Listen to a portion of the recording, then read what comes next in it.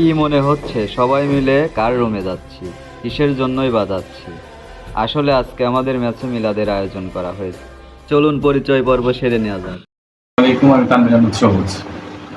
আসসালামু আলাইকুম, আমি মোহাম্মদ সাব্বির হোসেন।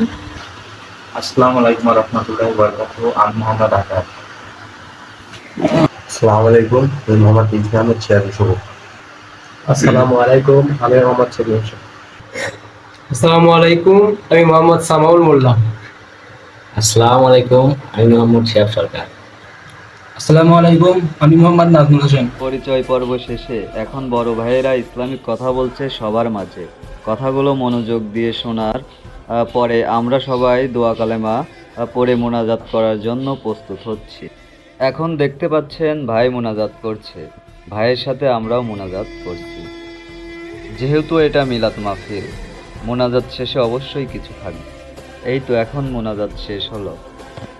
প্রথমে যেহেতু মিলাদ মাহফিল অনুষ্ঠিত হয় নাজমুলের রুমে, তাই নাজমুলের রুমে তাবারক হিসাবে ছিল মিষ্টি। নাজমুল সবাইকে একে একে মিষ্টি মুখ করাচ্ছে, আর আমরা সবাই সেটা উপভোগ করছি।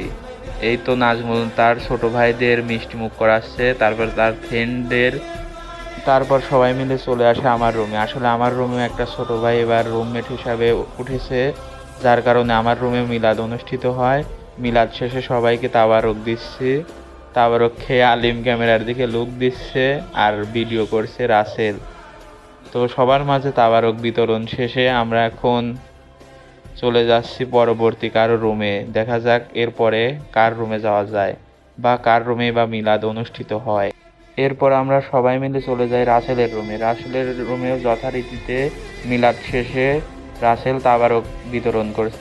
এরপর আলিমের রুমে মিলাদ শেষে মোনাজাত শেষে আলিম তাবারক বিতরণ করছে সবার মাঝে। আলিমের রুমে ছিল তাবারক হিসাবে খেজুর ও কলা। আলিম সবার মাঝে খেজুর ও কলা বিতরণ করার পর এবার আমরা সবাই মিলে যাব হচ্ছে আমাদের ম্যাচের সেই বড় ভাই, যে আমাদের প্রান্তীয় বড় ভাই সবুজ ভাই। এরপর আমরা সবাই মিলে গেছি সবুজ ভাইয়ের রুমে। সবুজ ভাই আমাদের সবাইকে বিস্কিট খাওয়াচ্ছে। আসলে বিস্কিটটাই মেইন না, সবুজ ভাই এইভাবে আমাদের সবাইকে ভালো, আর সবাই আমাদের জন্য দোয়া করবেন যেন আমরা পরবর্তী সময়েও এই ভ্রাতৃত্বের বন্ধন ঠিক রেখে আমাদের ম্যাচ লাইফ শেষ করতে পারি। এইভাবেই যেন সবাই আমরা একসাথে পথ চলতে পারি।